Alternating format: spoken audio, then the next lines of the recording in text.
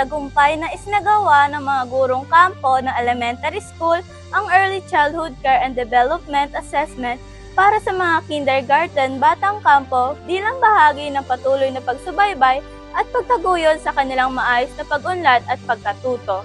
Masusing tinayaan ng mga gurong kampo ang antas ng pag-unlad ng bawat kindergarten learner sa iba't ibang larangan tulad ng pisikal, kognitibo, pangwika, sosyo-emosyonal at mga kasanayang pangsarili. Sa pamamagitan ng ECCD assessment, nagkaroon ng pagkakataon ang mga guro na mas makilala ang kakayahan, lakas at mga pangangailangan pang-edukasyon ng bawat batang mag-aaral.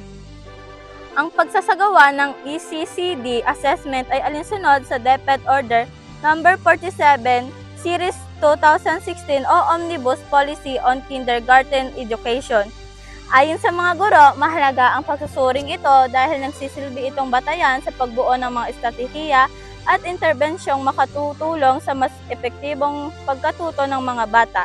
Nakatutulong din ito upang matiyak na ang bawat kindergarten learner ay nakakatanggap ng sapat na suporta at gabay habang sila ay nasa mahalagang yugto ng kanilang pag-uunlad. Ayon sa kautusan, mahalagang magkaroon ng regular na pagtatasa upang maging gabay ng mga guro sa pagdedesenyo ng mga gawaing nakatutugon sa pangangailangan at kakayahan ng bawat mag-aaral. Nakakatulong din ito upang matiyak na ang bawat kindergarten learner ay nakakatanggap ng sapat na suporta at gabay habang sila ay nasa mahalagang yugto ng kanilang pag-unlad. Bukod dito, nagbibigay rin ang ECCD assessment ng mahalagang impormasyon sa mga magulang hinggil sa kasalukuyang kalagayan ng mga kanilang anak.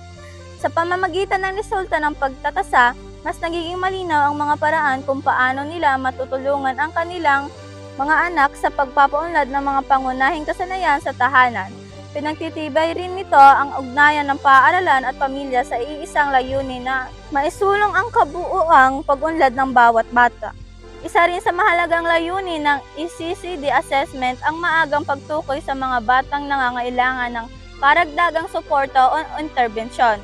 Dahil dito, mas nagiging maagap ang paaralan sa pagbibigay ng mga programang tutugon sa kanilang mga pangangailangan upang matiyak na walang batang maiiwan sa proseso ng pagkatuto at pag-unlad. Patunay ang isinasagawang ECCD assessment na mahalagang bahagi ng edukasyon ang maagang pagtukoy sa kakayahan at pangangailangan ng bawat bata.